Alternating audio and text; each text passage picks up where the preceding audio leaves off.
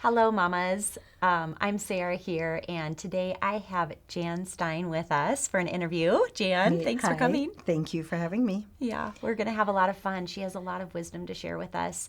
She has had so many years working with children, and we're going to jump into that, but not quite yet. Maybe start, Jan, with telling us about your family and how long you've been at Substance. Okay. Well, I've been married to my husband for 49 years, Bob, and we have 3 children, 2 of which are married, and we have 3 grandchildren. And we raised our family up north, but now we're living in the cities, and we've been at Substance for 19 years. Awesome. Yeah, Yes, I've it's heard good. you've been an incredible gift to our church. Oh, So thank you. thank you. Yeah. Okay, so you've worked a long time with kids. I know you're retired now, but can you tell us a little bit about your professional career? Sure.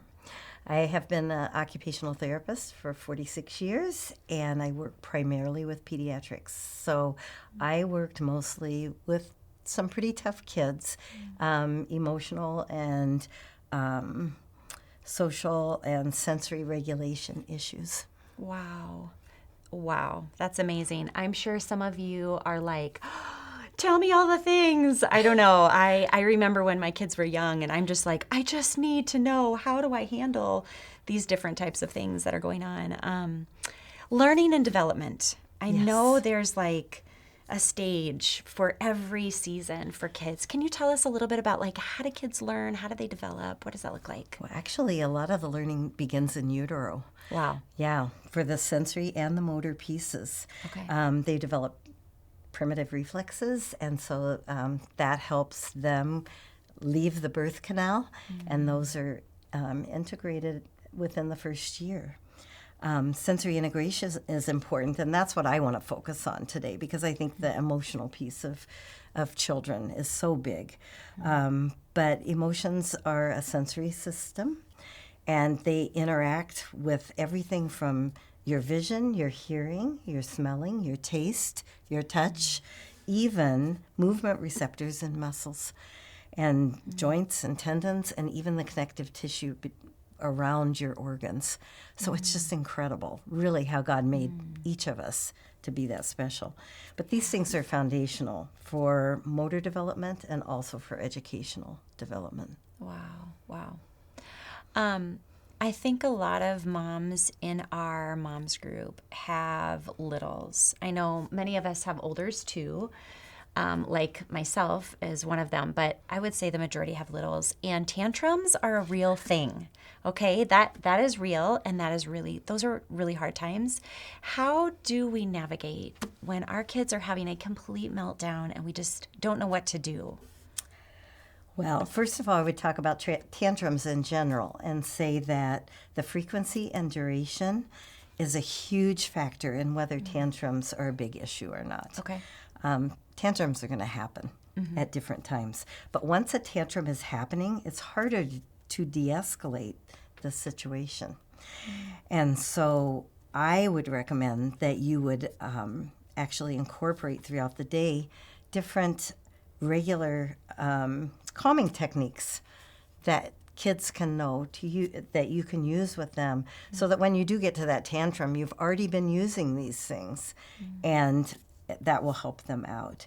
It could be whispering, it could be giving them deep pressure on their shoulders. So they're in the middle of play and you just come by and give them some deep pressure, or a bear hug.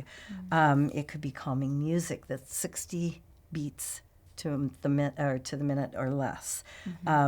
So you want to keep them really regulated, because when you're having a tantrum, your body is like this, and what we want to do is get them like this. And sometimes it takes an external force to be able to do that.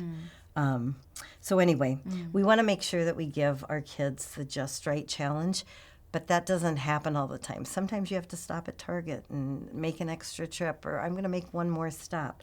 And that can sometimes be what pushes kids over too. So you want to remember that behavior is a communication tool for kids. And so when we look at that, they are trying to tell you something. So make sure that you're listening. That's good. So what I hear you saying is that before even a tantrum would happen, do these different techniques to kind of help them understand calming techniques. And then if they do go into a tantrum or a meltdown, do you use those things then Sure. at that time, like putting the pressure and the calming music? Well, you kind of have to read your child Okay. to make sure. But at the same time, if they're accepting that tool, Okay. then it's definitely worth doing. I like how you said accepting, because I've tried things that I'm like, this is supposed to work, and it's not working. I know. Yeah, I know. I don't appreciate have that. all the answers. No, but yes, I appreciate that thing of wisdom. Don't keep trying to do something that's not, if your child isn't accepting it, then try something different. Yeah, yeah. Okay. I'm going to shoot off a couple of questions for you, because I have friends who are going through a couple of different things, and I think you could have some great insights into that. Okay. So I have a friend who has a lot of boys in her home, and, throughout the age, a couple of different ages. And she just talks about how they fight a lot, and there's a lot of like mean talk between them. And as much as she's trying to create a calm environment and loving and trying to help them and work with them, it's just, she's really struggling in that area. And I'm wondering if you have any like insight into some of that. Well, I tell you, one of the first things, and we talked about it just a minute ago, is I would really work on some calming rhythms or calming music in the background. Okay. We tend to match our bodies to what the tempo is. And so that can do some calming in itself. But I also know that, speaking of having 3 children, that sometimes things change exponentially. Just having, the more kids you have, the more that goes on. I would want to find out more about the mom. I would want to know the age of the kids, the energy level, which you alluded to now. When it happens most, is there an instigator?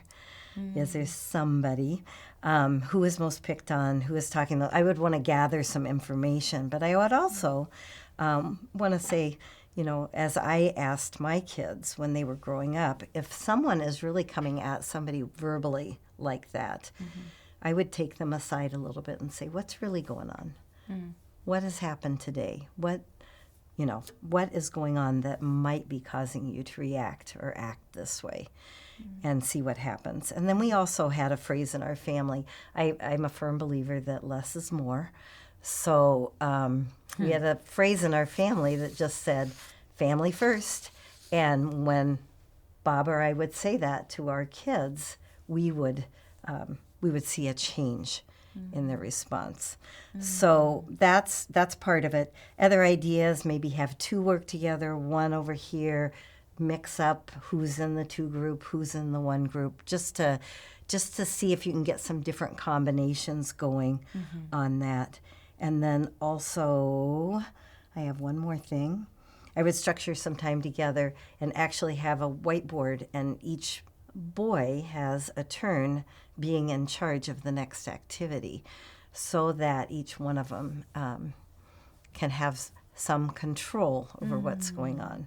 But words hurt. We know that. I know my husband actually read an article. It was a scientific research article at the U that said that siblings have more of an effect on who you are as an adult than your parents do. Whoa. So we really do want to make sure that those, you're going to have some squabbling, but we don't want it to be all squabbling. That's chaos. That's good. Yeah. Yeah. Yeah. I know that sibling conflict is like such a real thing in all the different ages and stages, and it looks different in different ways.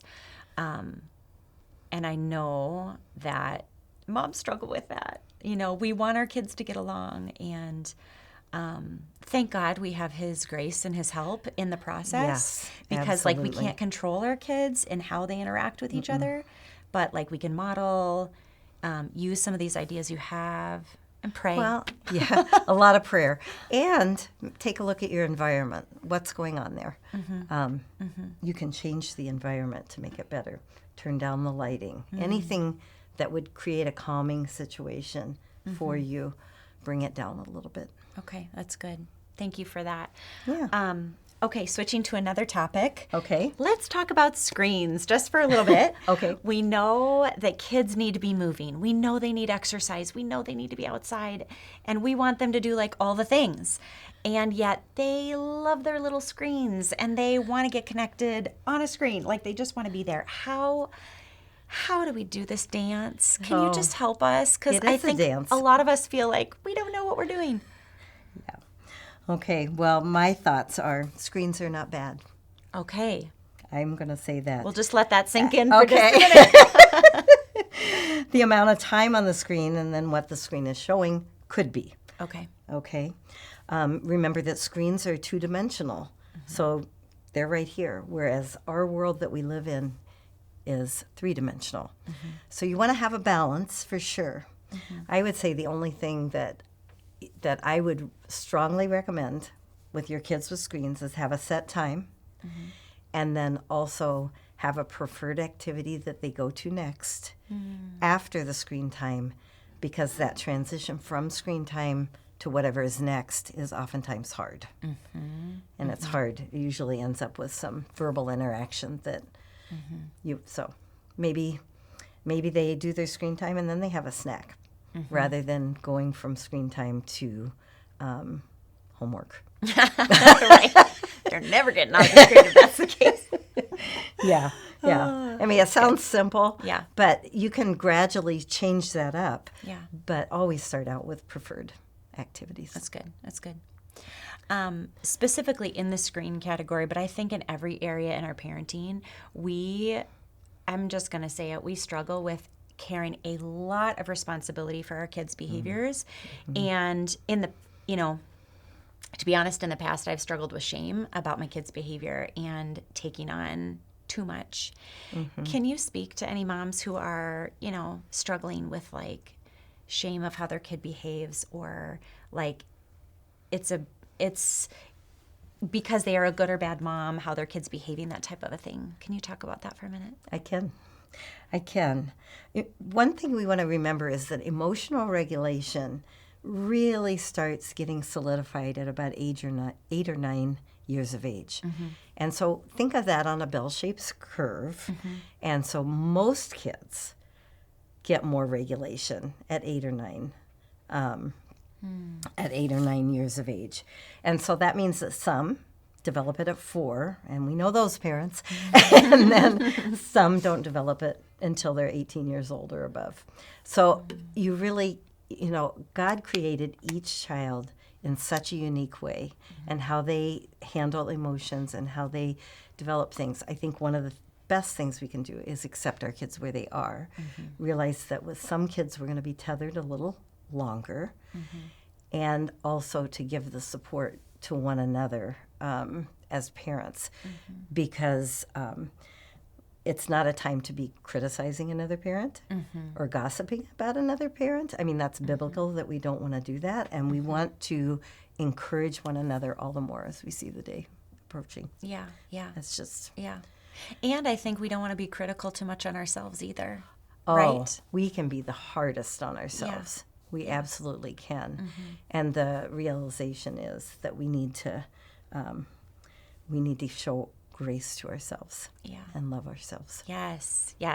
I'm receiving that today. Okay. I hope you guys are receiving that today. We need it. So, okay. Well, I have one last question for you before our time's up. And it's really for the moms who have preteens and teenagers. When they're going through these big hormonal swings, because I'm experiencing this. This is happening. This is real. It is. How do we as moms not ride the wave with them? Okay.